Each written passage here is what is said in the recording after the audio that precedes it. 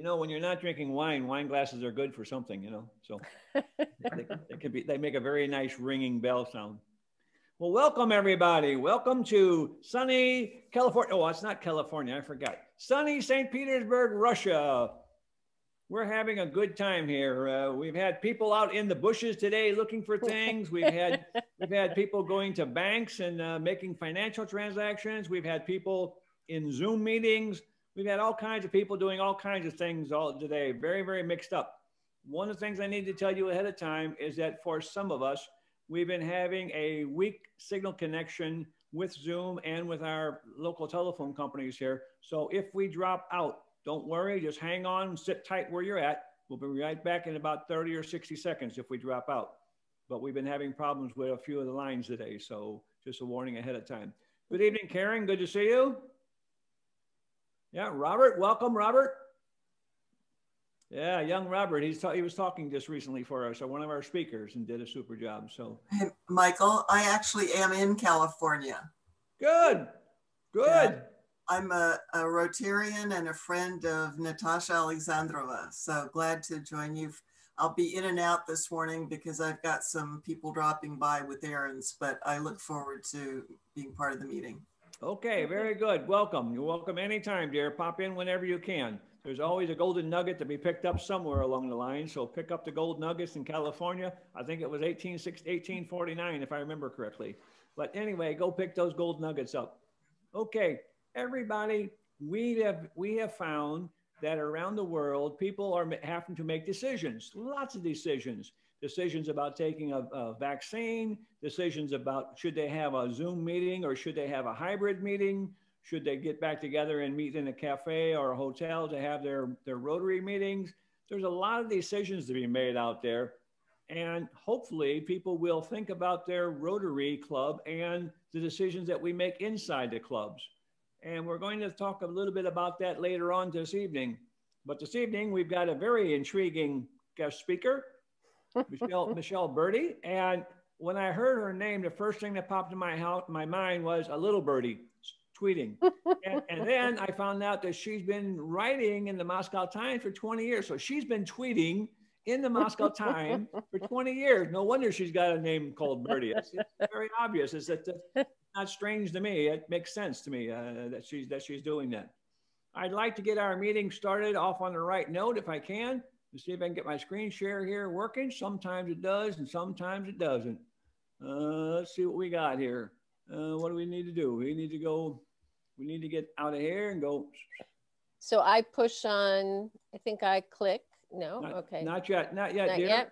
No, okay. No, we got a few more things there before we get there. Okay. For all the members, you know what's next. If you've been here to the meeting, you know that we're going to do the four-way test. I will read the four-way test, and if you will repeat after me. Everybody, please turn on your microphone now. Everybody, please turn on your microphone. Unmute yourself. So we're going to talk about the four-way test of the things that we think, say, and do. The first one is it the truth? Is it the truth? Is it the truth? Is it the truth? Fair to all concerned. Very good. Will it build goodwill and better friendship? Fair to all concerned. To all concerned. Fair to all concerned. Very good. Will it build goodwill and better friendship? Better friendship. Will it build goodwill and better friendship? Very good. Will it be beneficial to all concerned? Will it be beneficial to all concerned? Well, how about that? We got through that this evening. All right. Or good morning, it's some of you are. Some of you are early morning people over there. I understand. It's always good to think about that four-way test. And I know that I carry a little coin like that in my wallet. And sometimes people ask me, what's a four-way test? And I say, number one is the truth. Number two, I open my wallet, pull it out, and there it is, and I can repeat it. We find sometimes we don't remember everything as well as we should as we have a few mature people on the screen. So that happens to some of us. But what we do remember is that we're Rotarians. And we do remember that we're helping people around the world. And I'd like to get into my president's comments, and then we'll find out what the secretary wants to do next. Let me get to my president's comments. 1 second here.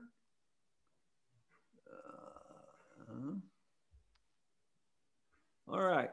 as president of this club, we know that we have a role and a position to fill. Most of the people on the screen here have either been the president of a club or in charge of a membership or whatever you were. And most of you, above myself, you have gone up to district level, international level. You're involved in Rotary much, much more than I ever have been. This is my first year really of being involved in Rotary as the president. I've been a member since 2003. That's only 17 years. 17 years is not very long, but I was always traveling around the world, so I never held a position in the club. I always showed up when I could. I would go to other clubs in other countries, but didn't hold a position. This year, I'm holding down president for this year. And it was a year when we didn't travel, so it was much easier for me. But I have found the people in Rotary are so connected, just like right now, all of you on the screen. Just think of how many miles it would take if we had to drive or fly or go by boat, any method, between the points on the screen. California, Oregon, Washington, Canada, and then over to Germany, and down to Texas. Oh, excuse me, before Germany, got to go to Texas, and then over to Germany, and even all the way up to Norway today, and then over to Russia. If you think about all these distances coming together as one, we have now got a community of people who know each other. Now, I know some of you older Rotarians who are there in the United States, some of you have known each other for 15, 20, maybe longer years. But there's also many people on the screen who have not seen these people face to face before. And it's the first time. They may have heard about them, may have talked to them in a letter or an email, but now you can share their face and see what they look like. So I think we're becoming a closer community. It's going to be very interesting, at least to me, I don't know about you, when we get into the summer and fall and people have to make those decisions that I talked about earlier, a decision to meet, where, when, how, is it safe, all those things. So a lot of decisions are going to have to be made, and we're going to have to think hard and long before we do some of these things, because the last thing we want to do is lose a member to doing something silly. So we need to be careful with what we do, and I'm sure you're all following that. Now, we had a person, most of you know Heidi Kuhn. She was with us. She was one of our first speakers last fall. She's with the Peace Program about removing mines around the world. Her and her husband went down with the virus seriously in the hospital, very, very serious for them. She spent several weeks in the hospital, went home and recuperated, and now she's doing fine. And she had good news recently that she just got her huge grant approved. While she was sick, it got approved. And now she's going to be doing a whole lot more with this removal of mines program. So there are many things that are happening even while we are not actively being Rotarian. Things in the background are happening. And that's what's important, because Rotary is a whole unit. Everybody, all different levels, all different positions. When one falls down, another one picks up and runs with it. So I really appreciate the effort of all the people involved. Now I'm going to turn it over to the secretary and see what comments she has tonight. Mr. Randall has been doing a very, very good job of bringing on people to be our guest speakers. And Randall, I'll turn it over to you.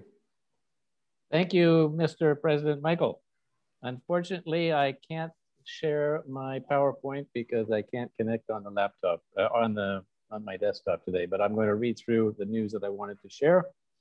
First point, we learned this week that there is or will be a new special representative to Russia. You may recall that the Vice President, Dean Roars, who joined us in the summertime, she was promoted. So she had to pass on that role that she had to someone else. I believe that's the history. And so the new special representative is our past RI director and past foundation trustee, Dr. Manoj Desai. And I can't show it today, so I'll show it next week. I'll show you a little video about him. He's a very distinguished, long-serving Rotarian leader. Second bit of news, the District 2223, which is us, has appointed past District Governor Stefan Stein. I don't know Stefan, but I think some of you do. Michael, I saw you're one of his Facebook friends. Right. So he's a past district governor for what used to be Western Russia, which was District 2220. And he will be our appointee to go to the quadrennial, maybe Michelle, you can correct me on that one, quadrennial Council on Legislation meeting, which is essentially our parliament, where changes in policy are discussed and voted on by one representative from each district around the world. And that's about 535 districts, I believe. If he can't go, then past district governor Yevgenia Terekhova is the second, and she's the past district governor from Vladivostok, from the eastern half of Russia. Next point, friendship exchange. We have been invited by one of our past visitors from the island of Hawaii, District 5000, to join a joint Rotary Friendship Exchange meeting that they are hosting, which starts on Saturday at 9 o'clock our time. I cannot go because I have to join the secretary training for the district. But if any Rotarians are interested in our club, I'm going to send the presentation afterwards. There's a registration link. And basically it's an hour-and-a-half joint friendship meeting to connect people from around the world. And Randall, and was it what time Russian time here? What that's time was it? 0900. Thank you, thank you. And my next slide, which I was really excited to share, was to show you there that there is a District 5000 Rotary Park bench beside the Hermitage. That was sponsored by District 5000 Hawaii and ITHF, which is, I believe, Robert Morrow. That's a fellowship. That's the next point. So yes, okay, on the weekend, there will be pets in Russian. We're trying to find a nice, warm, and welcoming English-speaking pets president-elect training session for Michael. We should have that, I think, lined up shortly, but I will struggle with the Russian version on the weekend. Next week, we have a speaker who is past district governor, Dr. Robert Scott. And Dr. Robert Scott, who's based in Canada, is the chairman emeritus of the International Polio Plus Committee. So those of you who are Rotarians know that this is a program that Rotarians around the world have supported for 30 years to eradicate polio. Dr. Scott was the head of that initiative for 8 years, and his presentation is entitled, "It's Always Been About the Children." So he's going to tell us about what he's done personally, what Rotarians have done, and where we're going with that program, completing the eradication of polio from the world. The week after that, Antonina and her crew will be presenting about the Pushkins in Quinte. And that's it. So that's all I have for you today. So I will share later with our members the slides. Thank you very much. Very good. Thank you, Randall. Appreciate that. I've seen, since I said hello to everyone, we had a few people join. Eva Hammond, hello. Glad to see you can make it. Just so you know, Eva is my sponsor in the Rotary Club of Ottawa, I don't know, a long, long time ago. A few months ago, gotcha. She's a super dynamic lady, past president of the club. Great, great. And I see that Henny joined us also from the Netherlands. Welcome. And I think that's about all the folks. I don't think I missed anybody else on the screen. I think I got everybody. Oh, Sue. I said hello to Sue. You did say hello, but I didn't tell you I'm Rugby England. When anybody tells me something about rugby, I automatically figure it's either Australian or England, and you sounded more English than Australian. So I kind of put 2 and 2 together, but thank you for telling us. That's a country that I left out when I was naming the countries around the world. So thank you very, very much. And Natalia Kunzer, I don't know where you're from, dear. Hi, I am from Rotary International. I work on the Open World program that is hosting delegations from former Soviet Union, and primarily it started with Russia, but then it added Ukraine and the stands, and I think that's about it. So anything that is related to Rotary in Russia, I'm interested, as occasionally we're able to nominate delegations for the Open World program. So that's that. So thank you for having me.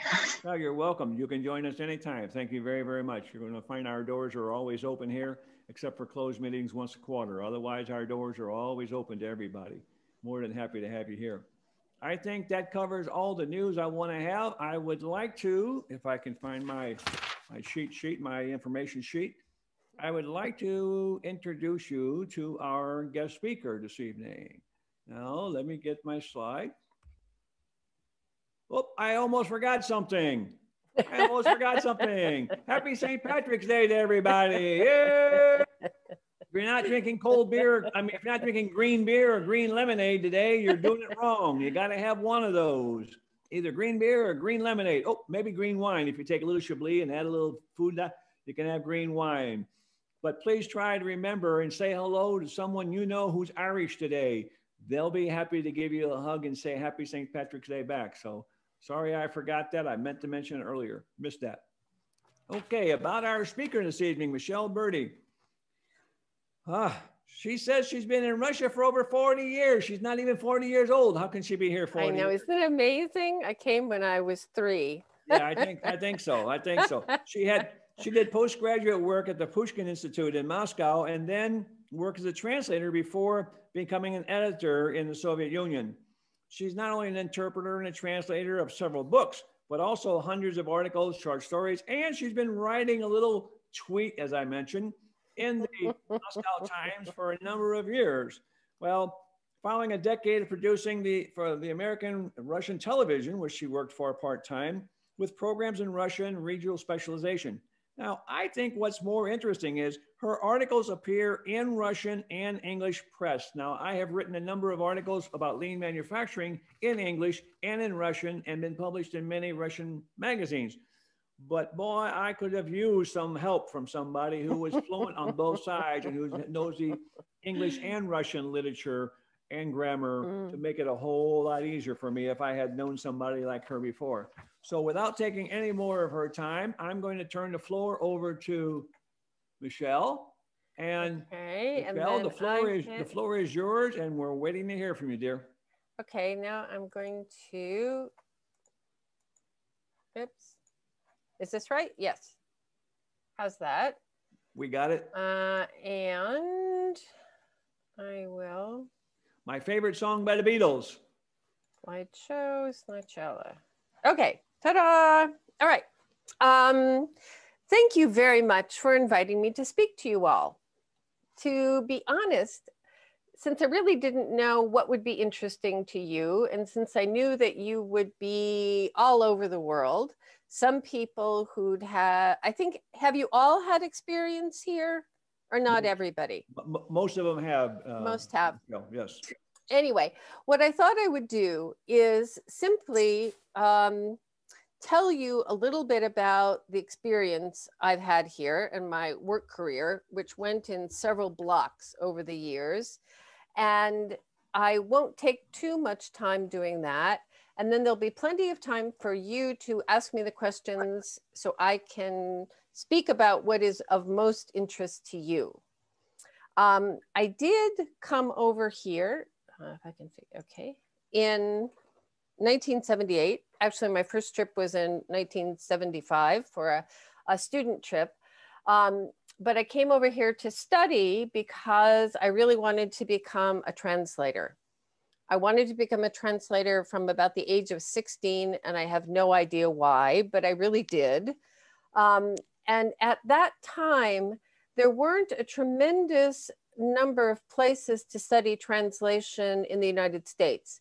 And most of them dealt with French or Italian or Spanish or with the ancient languages.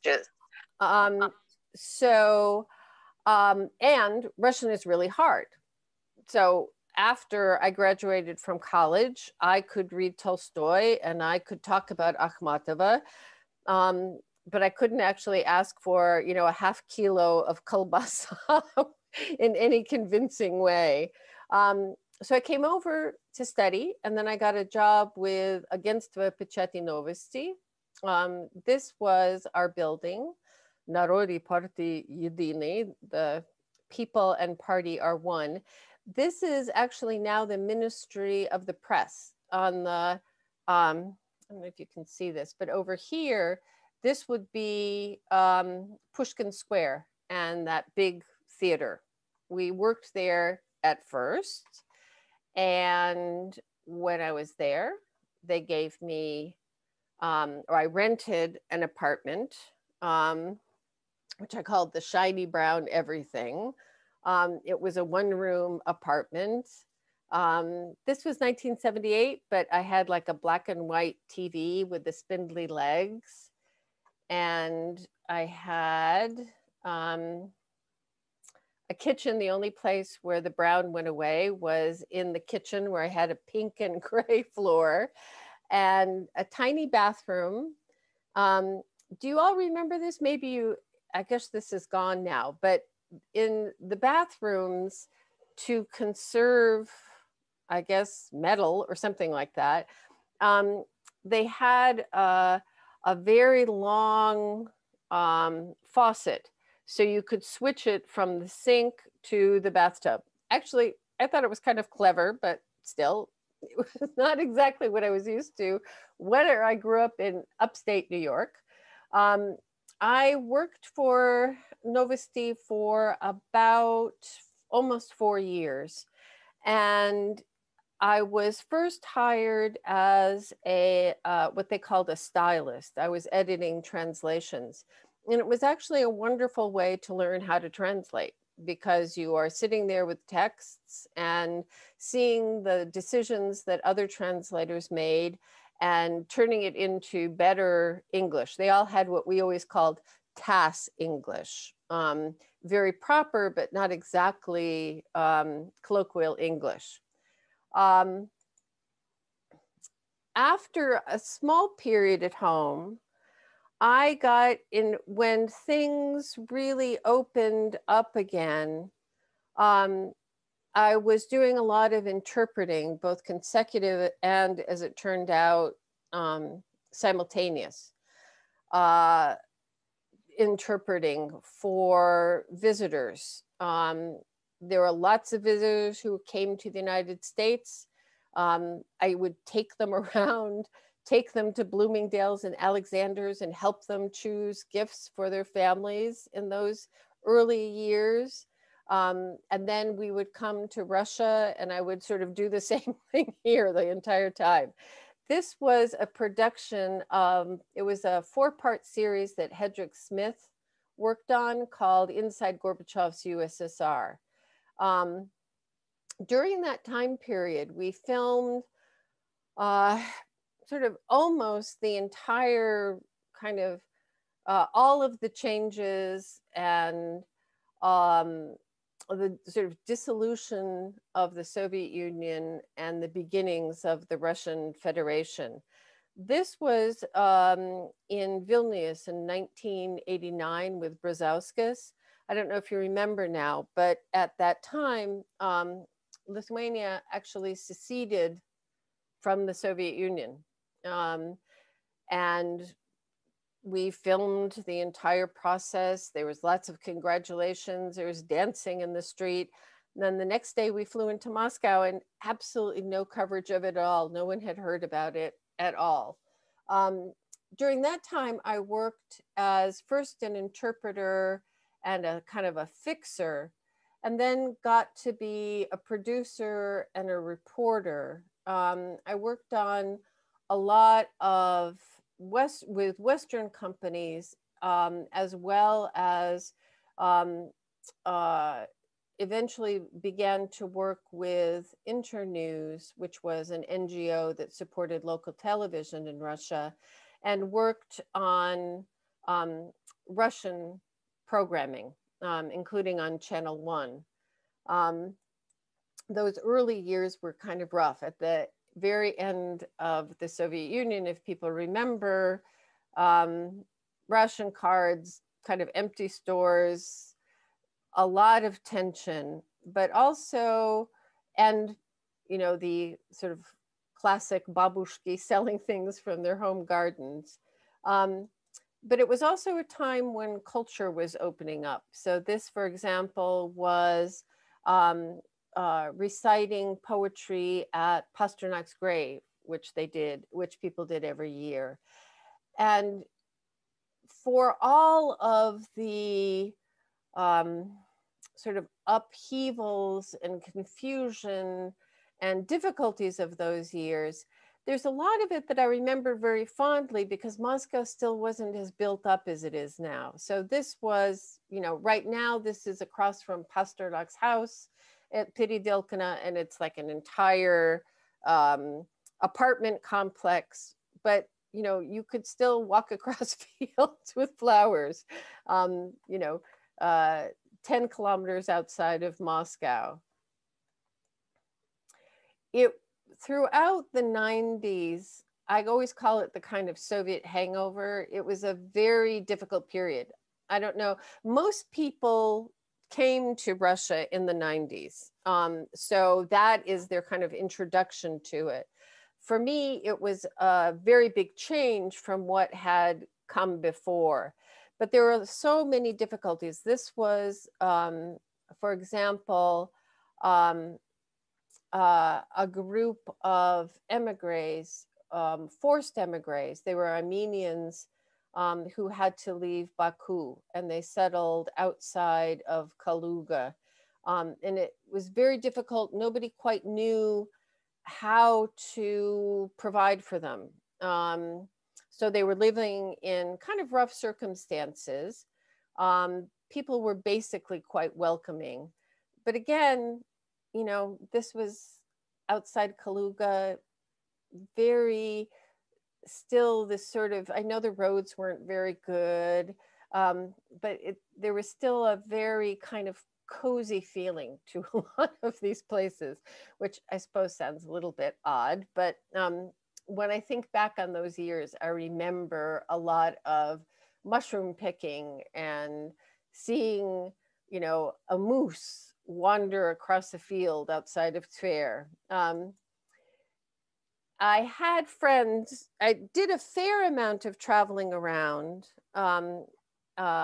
with television. And I also had friends who had a house up at the far distant part of Tver Oblast.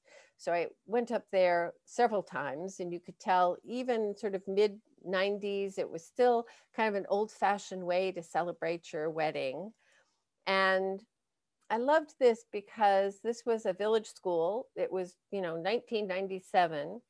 And the woman is a teacher on the left, and it was a stove, a wood burning stove that they heated the school with. But at the same time, when they had a big party, all the women sewed these fabulous costumes for the girls who were there. Again, it had this kind of, I don't know, I'm from a relatively small town in upstate New York, and a lot of these places, even though the conditions were a lot worse, but they still had that same kind of small town feel to it. After working in television, I got involved in health communications. For me, it was kind of a natural progression because we'd done a lot of public service programming. And there were a number of programs for maternal and child health supported by USAID. And for a number of years, I worked with the Johns Hopkins University Center for Communication Programs. And we ran very big campaigns, which involved television and public service messages and films and brochures. And I spent most of my time doing one of two things, either being running seminars like this one. This was in Kiev, or visiting hospitals. I've visited so many hospitals in Russia, Ukraine, Kazakhstan, Kyrgyzstan, Romania. I even had an apartment. I split my time between Romania and Moscow for a number of years. Moldova, Tajikistan a couple of times. So if you have any questions about maternal care in Russian hospitals, I'm the person to ask. Through all of that, I was sort of settled into Moscow. I had Russian cars until my last one. I had a Peterka, Shesterka, and a Niva. I still think the Niva is my absolute favorite car. Do you remember what a Niva is? It's sort of like it's kind of like a Jeep, and it's like a tank, and it's clunky, but you can go absolutely anywhere in the world in it. This was my Peterka. But since the turn of the century, mostly I have been working as a writer and editor and a translator. So most of the time I sit at home and do what I do. Sometimes I travel. Sometimes I give, sometimes I participate in various programs for young writers or for young journalists. And since I'm the arts editor of the Moscow Times, I get to go to wonderful places. I get to go to every museum opening and every show that I can get into, and theaters, and get to go to the theater a tremendous amount. Moscow is, as you know, just booming in terms of culture, just extraordinarily lively cultural life. And other than that, I have a therapy dog. Her name, she was a rescue dog. Her name is Riley. Here she is with one of her friends, Charles, after a particularly rough group of 4-year-olds. We were one of the first groups who had trained therapy dogs. She's very smart, and she really likes people. And unlike most dogs, if there is a crowd of people, for example, Karen knows a woman, Denise Rosa, who runs a disabilities advocacy and support NGO. And they have a big dance marathon every year, and lights and music and people with disabilities in wheelchairs or crutches, and the things that most dogs would run away from. My dog just throws herself into the crowd, wants to be petted by everybody. The most interesting work that I think we've done is both with hospices, but also with orphanages and with some kids with autism. The orphanages are particularly touching. There's a group that is located also not too far from Kaluga, very good, very, I think, creative in trying to sort of set the kids up for life after. And they gather money from the community and they bring them to Moscow so that they can show them around. But they also bring them in two groups: the older kids who see they do a little bit more than the really young kids. But the really young kids who are about 5, 6, 7 years old, they meet with us because the kids had never seen dogs before. They'd been raised in orphanages, and they'd seen cats because there are always cats around any institution, but none of them had ever been with a dog. They didn't know what to do. They were either terrified or they just wanted to hug them. So we would get together and let them get used to being with dogs. And then my dog, of course, would kiss them all. And then there's neighborhood life. You know, you have exciting things like men painting outside the 6th floor of the apartment. This is what Randall, because of the dog, Randall and I were discussing an excellent project, which what we do every year. In my park, there's a very tight-knit group of dog walkers. We all know each other. We know the dogs. Chances are I know the dog's name before I know the owner's name. And we try to be good about picking up after our dogs. But at the end of the winter, it's just a mess. So we organize cleanup weekends. You have to wait until it starts to thaw. And then we go out with spades and bags and try to maintain good relations with our neighbors who would like to start jogging and not step in what our dogs have left behind. And I also rent a dacha. And I'm one of those kind of people, you know, if it ain't broke, don't fix it.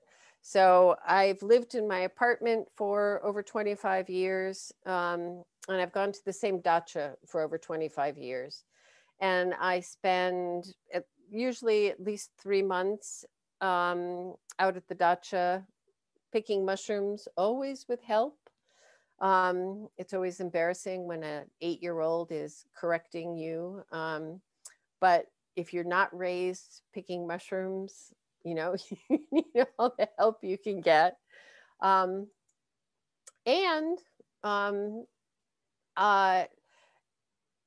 There's lots of woods around. For me, it is the best way to relax and sort of recharge. So that is the last 40 years. Television, journalism. I will get back here. What would you like to know more about?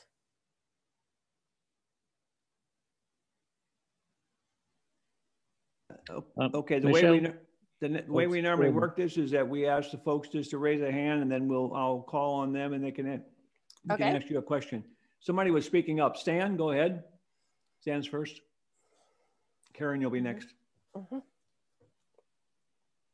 Thank you, Michelle. Fascinating. I first visited the Soviet Union in 1975. I studied for a semester in Leningrad, and I was pretty fluent in Russian then, and I've visited, worked there, worked on boats as an interpreter, etc. Back in the 70s and 80s when I visited, obviously, you know, it was the Soviet Union, people couldn't travel, all the typical things that those of us who spent time in the Soviet Union know about. And, you know, people seem to take refuge in culture, you know, poetry. I remember poetry readings, you know, people would go, even there in 75, they go, there's a reading. They're going to be reading Bulgakov. We got to go to that, you know, because you couldn't find the book, but somebody had one and could read, etc. Things like that, and poetry, you know, readings. And then I worked in the Far East from 94 to 96. And it seemed to me that, you know, culture got overwhelmed. Traditional Russian culture, let's call it that, deep Russian culture, by pop culture and all the stuff from abroad and business, you know, an open economy, etc. Does it seem that way nowadays? I mean, I've visited a few times, but I haven't lived there for extended periods. It seems like culture is kind of taking a back seat, and people are just interested in, not all, but many are interested in business, pop culture, etc. And deep culture is not nearly as revered or displayed as much as it used to be. Well, it's hard to make a complete generalization. I think that in the Soviet period, there really wasn't, an awful lot of other forms of recreation, put it that way too. But I think, and what has happened, I think, is perfectly normal, which is the doors open, everybody got really interested in everything that was being produced, and pop music and disaster movies and thrillers and everything that was going on that they'd never seen before. And there was a lot of copying of it as well. And for a while, I thought culture was just not really doing very well. It was, there was a lot of trying to learn sort of new techniques and new genres, but it was just a lot of sort of copying Western versions. But that has, I think, pretty much, not really, but pretty much come to an end. And there is a resurgence of, you know, sort of native Russian filmmaking, native Russian theater that's been influenced by European and Asian and North American culture, but it really is its own now. And I have to say that perhaps there isn't, you know, perhaps 16-year-olds aren't going to run to a poetry reading. But earlier this week, I went to the opening of a new section of a literary museum. And they are opening a section on writers of the 20th century.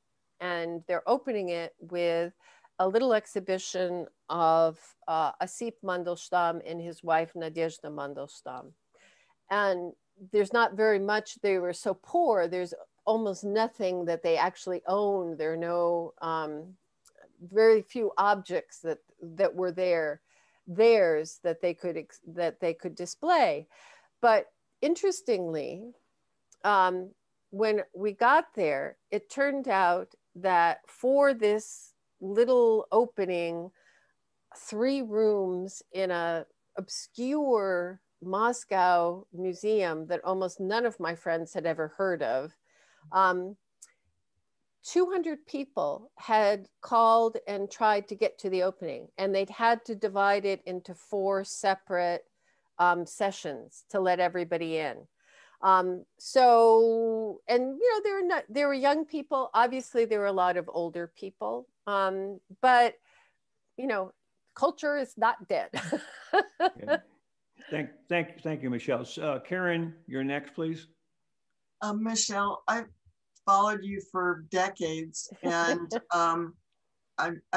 what's always amazed me is the fact that you have been there for now over 40 years.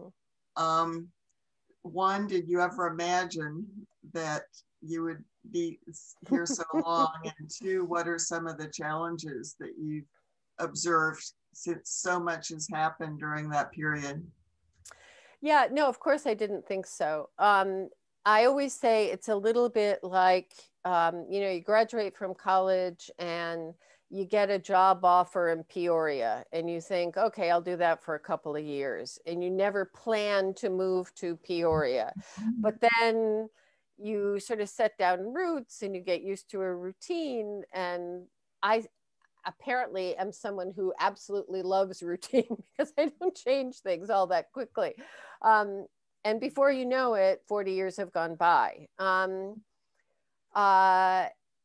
I do feel, and I also, you know, it's very hard to explain why, but all of you, if you've traveled around, there are certain places that you fall in love with. And it's just very hard to explain why it is that you are in love with that particular architecture and not the architecture of Barcelona, which is as beautiful, or the architecture of Paris, which is certainly as beautiful. Why it is that I can look at some streets of Moscow and just feel like I could look and look and look and never look my fill. I don't know why that is. Challenges, you know, we have good years and we have bad years. We have, you know, and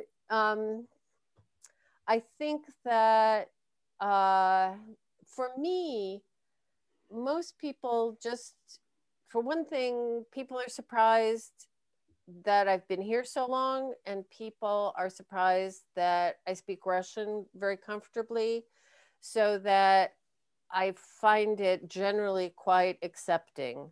Most people don't guess. Some people say most people think I'm an Estonian. They think I have an Estonian accent, a Baltic accent, and that's about it. And the last thing they expect is that I'm an American. So I can't say, the only problem, sometimes every once in a while, there's clearly something, there's clearly something that goes around and becomes like a thing. For example, for a long time, there was a period where every taxi driver, if I said that I was American, would tell me that we had to give Alaska back because we only rented it for 100 years. We didn't actually buy it. And after a while, I would just say I'm Dutch because, you know, it just seemed easier and I didn't have to deal with the Alaska problem anymore. Okay, thank you. We got a few people waiting in line. David, you're next, and then Randall.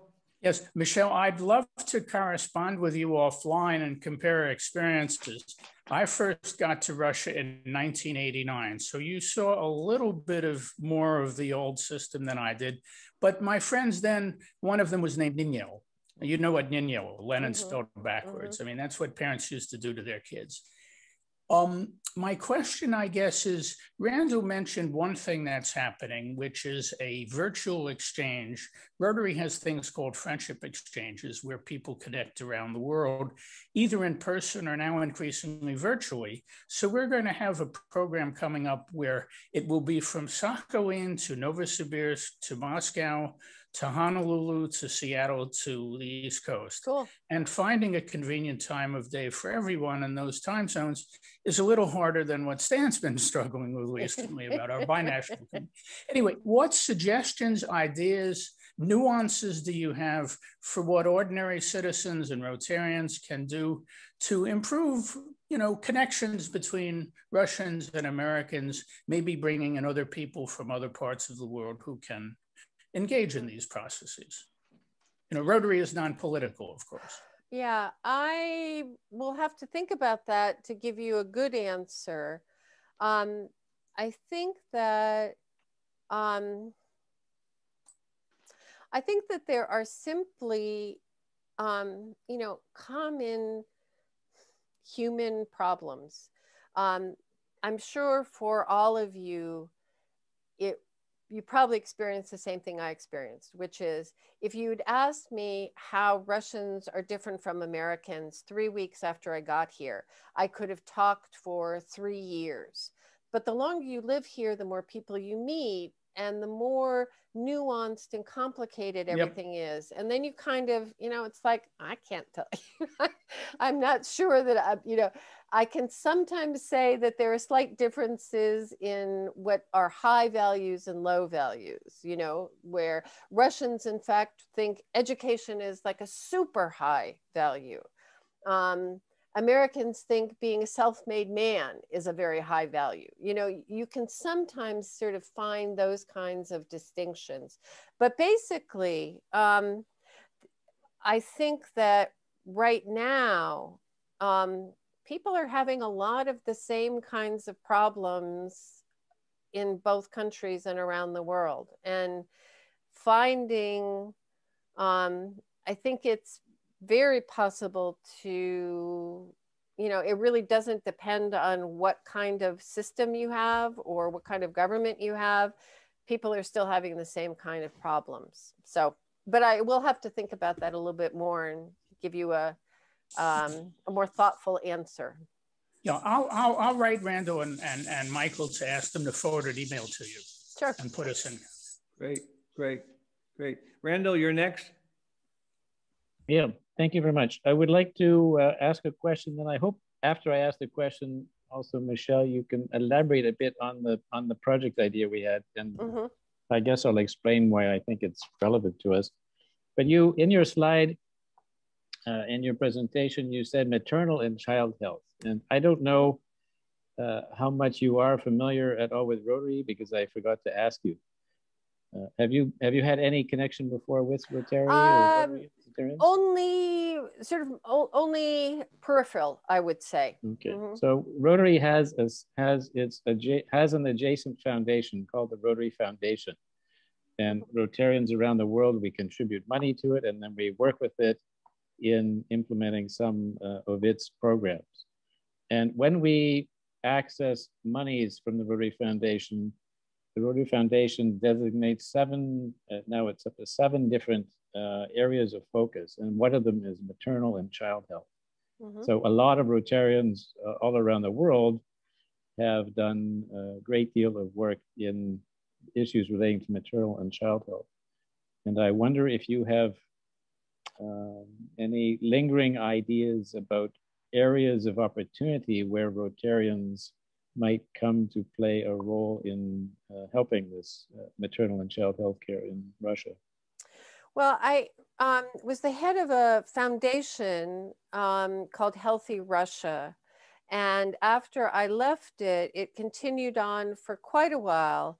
And then there was all kinds of changes in funding, and there's no USAID funding anymore. But again, if we can get in touch afterwards, I can put you in touch with a woman who then ran it. And for a long time, a lot of it was not very expensive, what we call interventions. For example, because everybody has a cell phone here, making sure that women who were pregnant were getting messages to make sure that they were going to the doctor at the right time and checking their blood pressure or whatever it was that they had to do. We were also working on programs to encourage breastfeeding. And she might still have some ideas. There's lots of, as you know, you can, when we worked on these projects, we would always work in several regions. Vladivostok, Ivanova, Tver, or wherever it was, Ukhta, all kinds of funny places in Russia that a lot of Russians have not been to. But some places were very active and some places weren't. And what you find is if there's a local hospital or a local health authority that's gung-ho, those are the people you want to try to work with. So I'd be happy to, again, talk about that. Do you think that there are big needs unmet in the city, or the needs are greater and should be addressed outside of the big cities? They're probably greater outside the big cities. Even, Podmoskovia is quite different than Moscow. So I would say so. But there are also underserved communities in the big cities as well. Sometimes different ethnic groups, some of the migrant workers and so forth. I think they are not getting quite as much help as they could use. Oh, actually, if I can comment on it. In China, where I was for a long time, half as long as you've been here, there was a continual issue with the needs of migrant workers. And the migrant workers in China were, in Shanghai, Beijing, they were migrants coming from other provinces of the country, not from other countries. But they didn't have the same access to healthcare. They didn't have the same access to education. And some of our early Rotary Club projects in Shanghai were dealing specifically with the issues of migrant workers. Here it's different. Here they're coming from other countries. I don't know if you have any ideas, but project areas which spring to mind that would really make an impact with them. People from Tajikistan, Turkmenistan, Kyrgyzstan. I don't know. I'd have to, I'll ask our, I'll ask the cleaners in my neighborhood, my courtyard. they would be the best people to tell us what kind of needs they have. I think in terms of, there's still a fair amount of, I do think that there's still a fair amount of help that needs to be given when there's a child who has a disability in a family or a community. Everything from material health, but also help with integration. So that is pretty much everywhere still. That's another sort of a specific area of it. Just one tiny little aside, the migrant workers that are coming to Moscow, and I would imagine St. Petersburg would be the same, are they mostly not coming as families? Are they mostly individuals? Or mostly coming as individuals, yes. And it's mostly young men, but there's also a fair number of young women as well who work as, well, mostly sort of menial labor. Mm-hmm. And then there's some, obviously people get married here, so. Okay. Okay, thank you. I'll pass it back to Michael. I'm sure others have questions.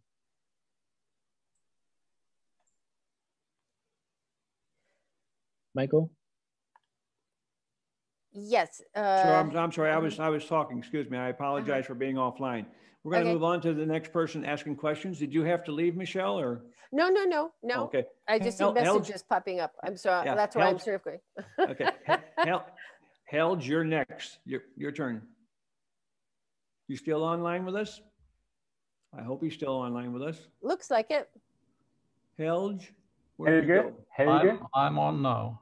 Okay, there you go. Yeah, your question. Okay. Your question for Michelle. No, actually, it's not a question to Michelle. It's rather, I just wanted to comment upon the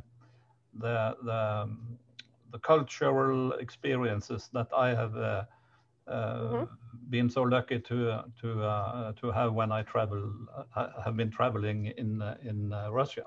Mm-hmm. Mainly, I've been working in the area in the northwest of Russia, in the White Sea area, Arkhangelsk, and so on. First, I started with a project called the Northern Sea Route back in 2005, I think it was, and it was an EU project.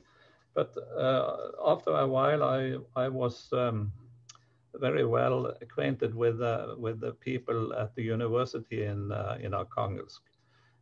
And what I have experienced these about 15, 16 years now is beyond what I ever have experienced with people. They are very, I have always felt very at home in Arkhangelsk. Mm-hmm. And the people, they are so nice to me, interested in our culture and our life, our daily life, and so on. So actually, I have been in love with the northwest part of Russia. Mm-hmm. Very good. Just wanted to say that. Yeah, we need people to share that information around the world, because we need more folks to know about that. All right, the next person that had a comment was Henny. Henny, you had a question or a comment? Yeah, Michelle, I've never been to Russia yet. Mm-hmm. I wish I could. I have a dear friend now who lives in St. Petersburg. He is also here online. Mm-hmm. If you're looking at Russia, you hear about Putin and the way he does, and everybody or about what Putin is doing or what he's not doing. And I just, with your 40 years of experience, and I had lived in China, for instance, for 10 years, are you very much acquainted with the locals and less interested in what the government is doing? Or because that's what I had in China also, you know, you had this regime, what I call, Communist Party who rules everything. But I felt very comfortable with the people I live with, the Chinese people and so on. Can you tell me a little bit about how that is in Russia? Well, I'm sure it's the exact same thing. You know, there are 139,999,999 people in Russia who aren't Putin. So, you know, one of the things I always have a hard time, and all of us who live here have a hard time. I'm a kind of a news junkie. I work at a newspaper. We're constantly following what's going on all the time. So I do follow politics. And for one thing, because things are, you know, getting a little dicey again. And like I do a podcast, and they've just passed a law that in the Duma that requires sort of permission to do anything that is what they call, you know, просветительское. So it's not educational, but it could be a seminar or a talk or a podcast. So, you know, I got on the Slack at the office and they said, so I'm not doing my podcast this week, you know, what does that mean for us? So of course we pay attention to that. But I think, you know, Moscow is just a fabulously vibrant and remarkably comfortable place to live. And so, you know, it's normal that people concentrate on the political situation in a country. But if you come here, I wrote a guidebook in 2007, I think it was. And the first line was, Moscow is a contemporary, completely modern European city. And since then, every time somebody comes to Moscow, the first thing they say is, oh my God, it's this really modern European city. And we've just been saying that for such a long time, but that message doesn't get through. So if you hear it's a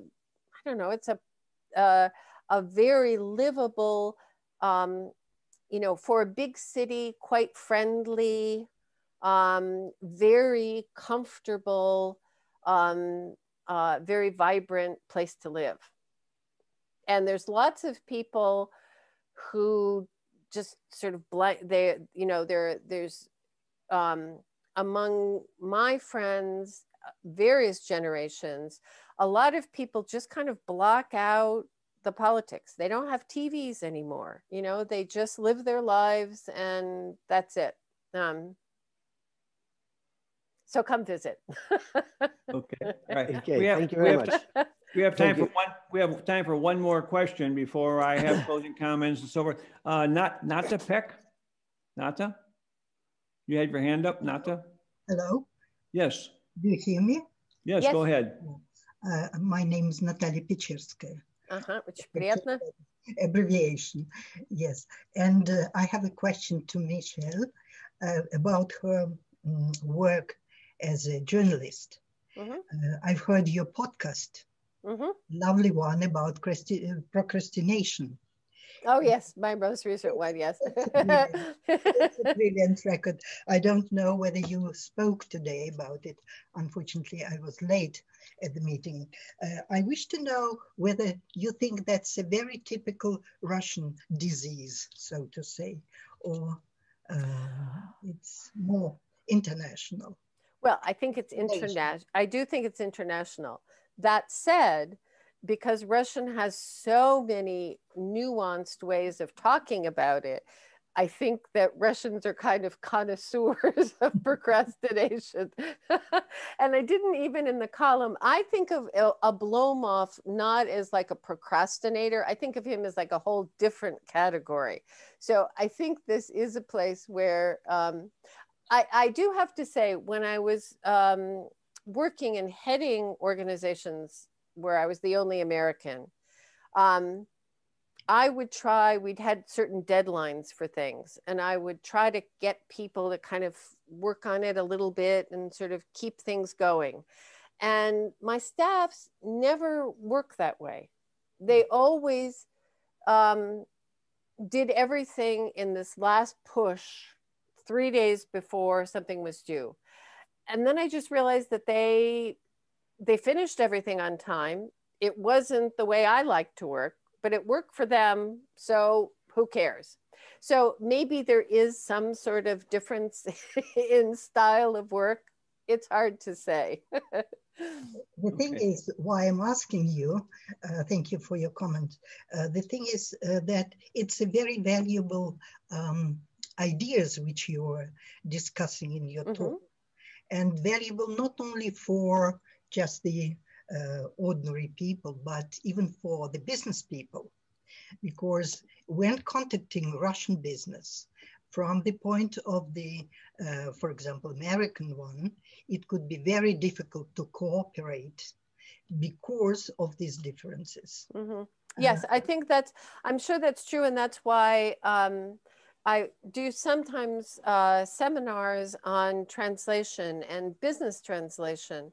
And one of the things I always give is as an example of, you know, in Russian, it's very polite if you're replying to a letter to be rather formal. Сообщаем, что сегодня мы blah, blah, blah, blah, blah. In English, at least in American English, it's very polite to be less formal and also to say, thank you very much for your inquiry. That's the first thing we say. And then we always translate it into Russian, спасибо за ваш запрос, which is the most ridiculous sounding thing in Russian. You know, thank you for giving me this huge amount of work that now I have to deal with. So, of course, all of those, you know, linguistic and cultural differences are really important to keep in mind. But I think for almost all of you, if you've traveled around the world, you know that it's the same thing wherever you go. There's some things you can't figure out. Oh, okay. I remember the first time I was in Spain, I didn't understand the work hours because they were so different than what I was used to.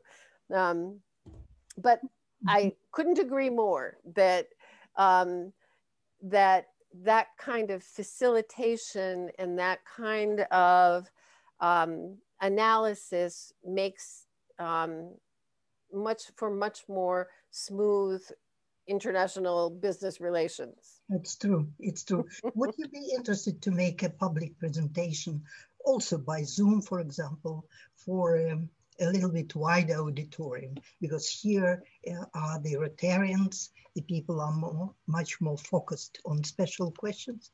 Would you be interested? Sure. Sure, I do that kind of thing. Yeah, and now we've gotten used to Zoom. I used to travel around a lot. Unfortunately, we just can't do that now. Although, I don't know about the rest of you, but I already had my first Sputnik dose, and on Sunday, I get my second Sputnik dose. And here's an interesting thing. The expats in Moscow have almost all had their vaccinations, and I don't know a single Russian friend who has. Have you? Same thing in St. Petersburg? Yeah, have you? So I'm looking forward to being able to travel again. Yeah, very good. Thank you for the questions. I'm going to, Sue, if it's going to be a question, it needs to be a short one, dear. We need to wrap up shortly. Go ahead. Go ahead. Karen, I'm sorry. If it's going to be a short one, no, Karen. Michele, the status of the Moscow Times.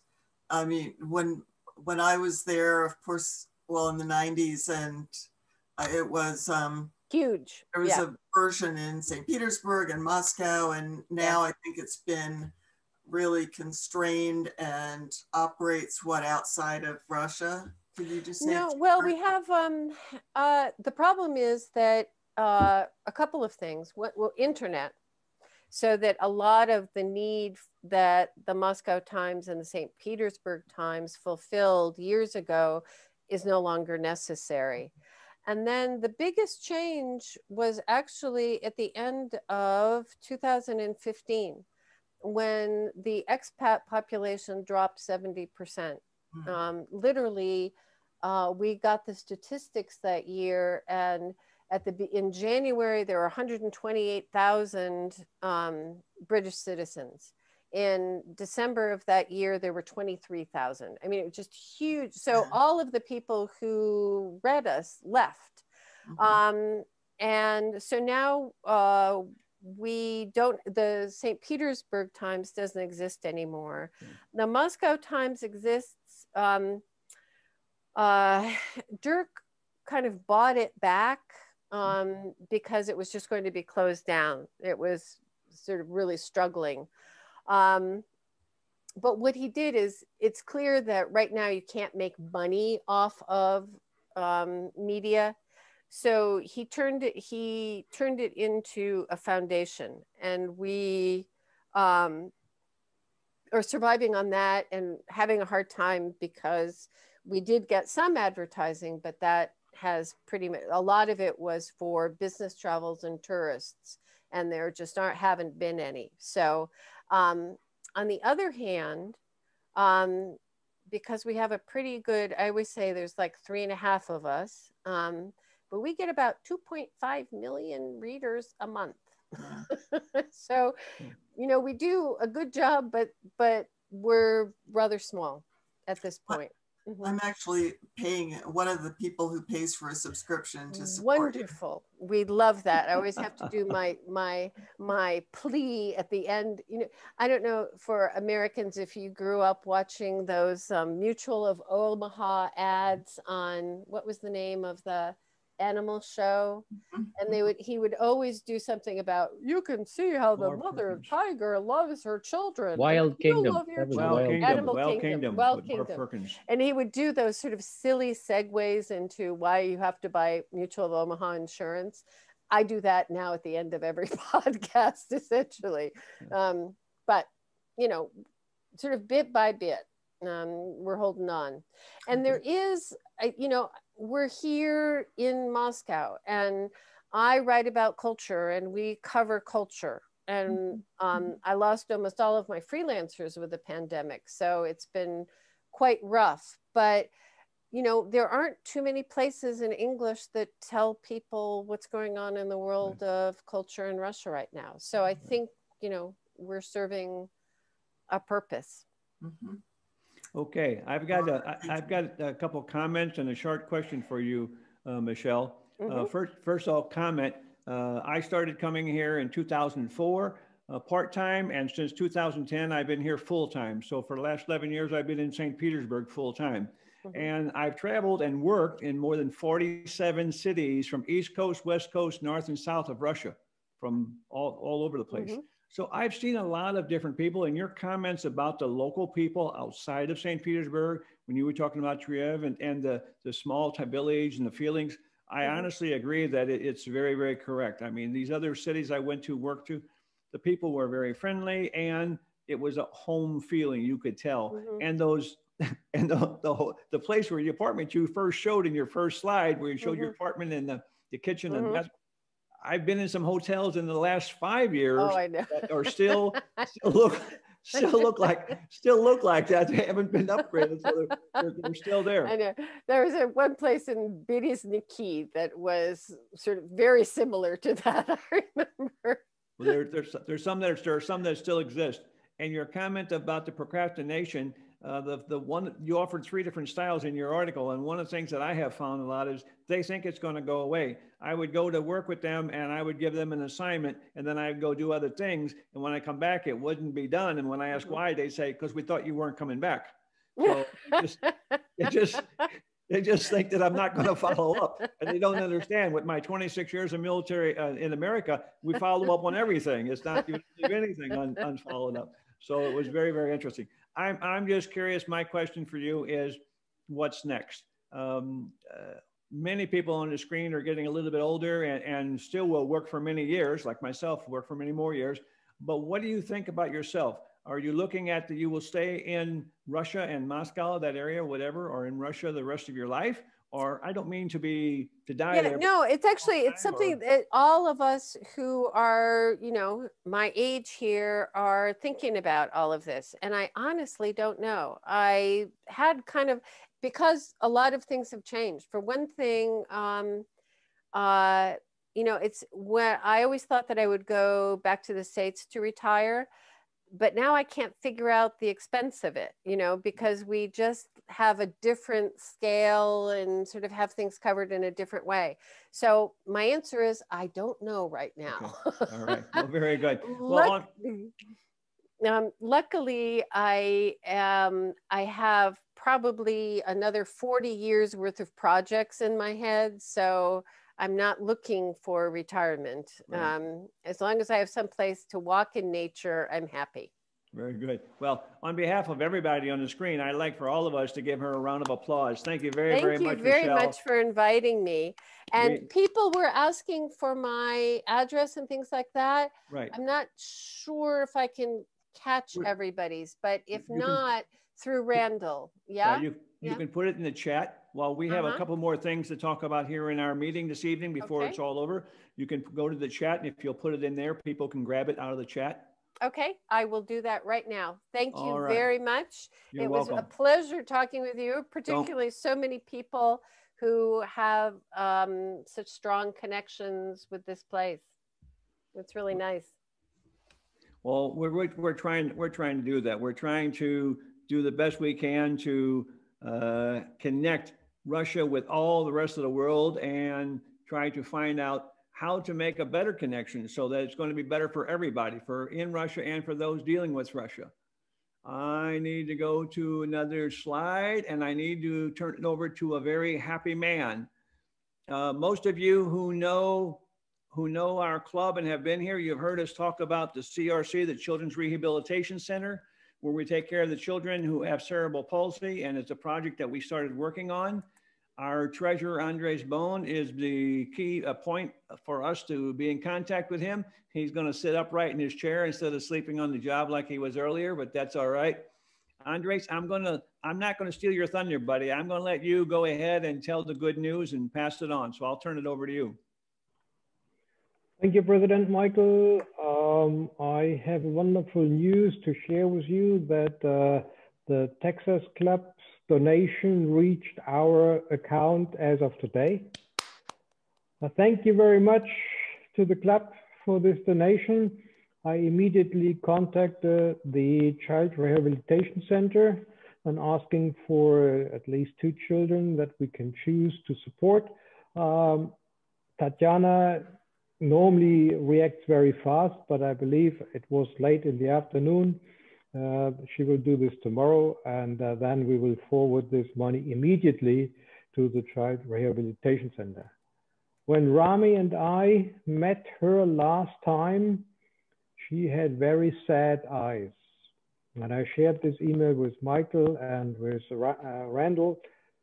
And then later on, I received an email from her, and I believe she is hardly struggling to keep the Child Rehabilitation Center alive. The pandemic times do not allow a lot of travel. The pandemic times have an impact on the charity foundations and the donations willingness of people and organizations.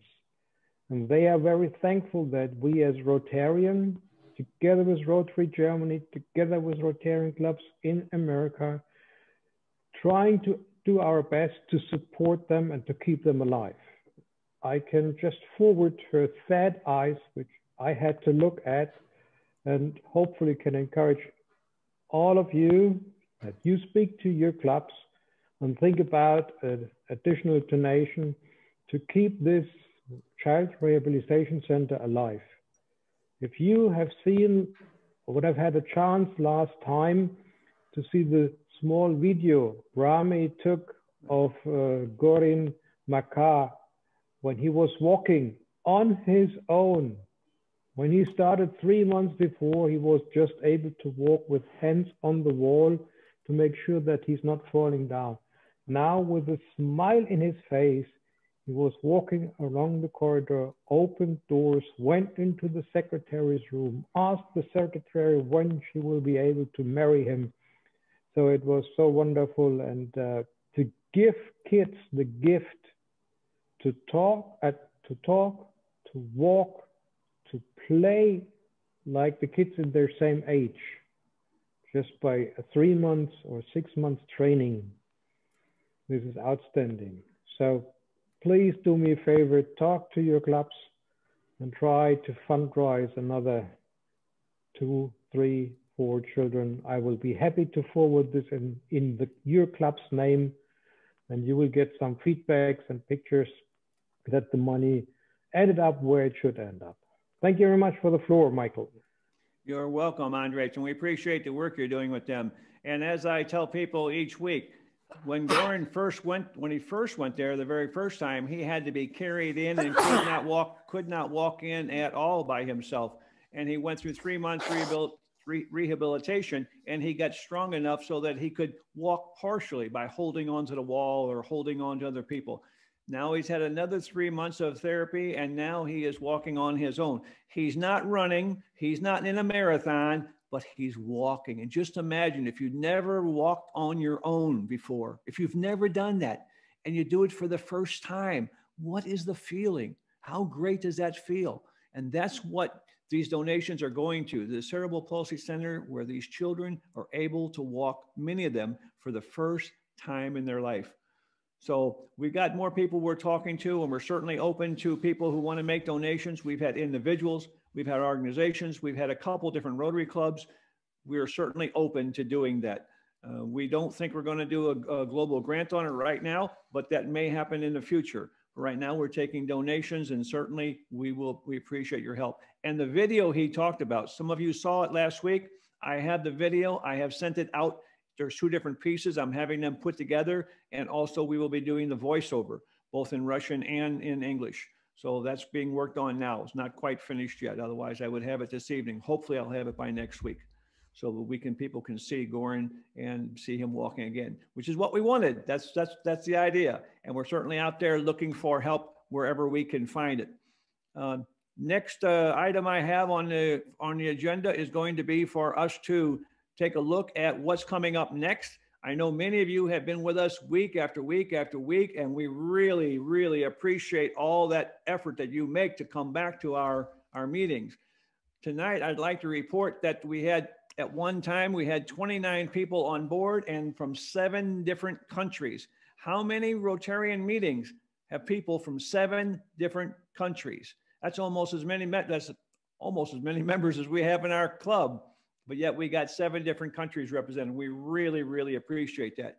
So coming up, we have next week, as Randall has already told you, we have the Robert Scott's going to be here, and he's going to be talking about the polio vaccine. After that, we're going to have some folks talking about the Pushkin Institute, I believe it is. I always pronounce that wrong. Sorry about that. And then in April, we have the ICC month. On the 7th, the 24th, and the 21st, we're going to have 3 different ICC groups come in and talk to us, give us a little bit of update with their country and Russia. So we're going to have Russia, USA, Canada and Russia, and Germany and Russia. So April is our ICC month. We are moving forward. We're going to keep having guests come in, and we really appreciate the support we're getting from all of you. Without that support, we could not continue at all. I need to go back to gallery view. We have on board here this evening, I have a few more folks that I want to point out. Is Kai still here, or is Kai gone? Kai, are you still with us? There he is. I see him. All right, right in the middle. Yes, that's why I couldn't find you, because you're in the middle. Kai, any comments or any feedback? Kai is our past president from the last term. Yes, any immediate feedback? past president. Not for my side, no comments. Okay, really very good. I just want to give you the opportunity. I want to give you the opportunity if you wanted it, because you're a regular member of the organization. Walter, any comment from you, Walter? Hi, everyone. No, thank you very much, Michael. Okay, very good. Cheers, thanks. Thank you. Rami, any comments? No comments. Everything is okay. Thank you. Very, very good. Andres Bitsi, I see you're on board. Any comments? No comments. Okay, all right. Thank you. Thank you. Appreciate you being here again tonight. So those are our members on board. Gabriella is an honorary member of our club. Gabriella, any comments? I have one comment. I want to support Andreas, what he said about this rehabilitation center, and they really are in need. And the German-Russian ICC, they are publishing it around the members again, and perhaps also the American Russian ICC and the Canadian ICC could do the same and to spread it about their members and to ask to participate and to donor in this special time, because they really need it now. Thank you. And thank you for your work, Andreas. Yeah. Thank you, Michael, to take it on. Yeah. Thank you very much. We appreciate the comment, Gabriella. Could I make a comment real quick? Yeah. Yeah. Go ahead, Carmen. I just want to say that the donation from Texas came from the Rotary Club of El Campo in District 5890, which is my district. And when I was governor, the Rotary Club of El Campo sponsored a student in youth exchange to go to St. Petersburg. So this is a continued effort from the Rotary Club of El Campo to engage with Russia. So we are engaging, and I know they worked really hard to get that pushed through, and very proud of their donation to the project. That's a Rotary Club of El Campo in El Campo, Texas, District 5890. Very good. Thank you, Carmen. Appreciate the comment. And we always like to know exactly who it was that gave the contributions, and we will be going back to them once, as Andre says, once we get our next selected child to go with their grant money, we will put that together and send pictures and information of the child back to them so they can see who it was and how that person is developing. And then maybe 3 months from now, let's get another picture and see what it is, how they're developing, where they're at, see the growth and so forth. But these children it's amazing when you go there and watch it. Myself and others have gone there to see the action, and it's amazing to see what these children do in 3 months' time with all the therapy they get. And there's a wide variety of types of therapy they're getting. And it's not just for their own feet, but through cerebral palsy. So some of them, it's their back. Some of them, it's their arms or shoulders. Some of them, it's their neck. But primarily, it's their legs. But all these areas are looked at, and the parents are trained. The parents are trained to do the same type of massages when these children leave the center and go home so that they can continue. If the parent's not going to work with them, they don't want to take the child. They want the parent to commit to being part of the process. So the parent gets involved in the massages and all the therapy, and then can continue. And some of these children go there for 3 months, go away for a period of time, and then as they start to grow, they come back and need some more. So it's really, really needed, and there's a lot of children waiting to get in. And as he said, because of the pandemic and the change in the economy and everything else, it's falling on hard times now. So we certainly don't want to see it fail. So we want to continue to push for it going forward. Any other comments? We've been on board for an hour and a half. That's what our meeting normally lasts. Randall, you got your hand up. You're waving. Go ahead. No, I just wondered if we were going to sing the happy birthday song. And whose birthday is it this time? Yesterday it was Walter's birthday. Oh, that's right. I sent him a message yesterday. You're absolutely right. I forgot about that. Yes. Anybody else on our list? No? Anybody else with a birthday, you mean? Yeah. No other birthday. How about all the people that we don't know about? How about Carmen? Carmen, you got your hand up. When's your birthday? Well, my birthday is the 27th of March, so I don't know if I'll be back before then. Okay. All right. Anyone else have one right away? No? All right. So when we sing it, it's happy birthday to Walter and Carmen. Happy birthday to Walter and Carmen. Ready? 1, 2, 3. Happy birthday to you. Happy birthday to you. Happy birthday, dear Walter. Happy birthday to you. Wow, that was impressive. Thank you all very, very much, Randall. Thank you for reminding us. That's one of the things we try and do in our club, is try to keep track of those things. And sometimes I forget, and I count on Randall. He's my man to come up with all these connections and all the speakers. We really have had a lot of speakers. We have many more that will be coming. If you know of a speaker that you think is high caliber and willing to come on board, like Michele did tonight, please let us know. We'll talk to them and see if we can fit them into the slot. But we had a good crowd tonight, almost 30 people from around the world, 7 different countries. So we had a good time. We're going to hang on here for about another 7 or 8 minutes after I close the meeting. and we will chat with anybody who wants to stay around and chat. And other than that, the meeting is going to be officially over. We'll see most of you next week. Same time, same channel, same place here in St. Petersburg. We hope to, Andre, you're not going to be in St. Petersburg, but you're going to be on board. I will be in the lovely town Terskol in the mid of the Caucasus in about 2.5 meter powder snow, skiing and forgetting the internet. And being back on and being online Wednesday for the meeting. Thank you very much. Thank you very much for having me. I really enjoyed speaking with you. I stuck my email up, and let's stay in touch. Thank you so much. Thank you, Michelle. Thank you very, very much, Michelle. Take care. Lovely. Bye-bye, dear. Bye. Thank you. Bye-bye.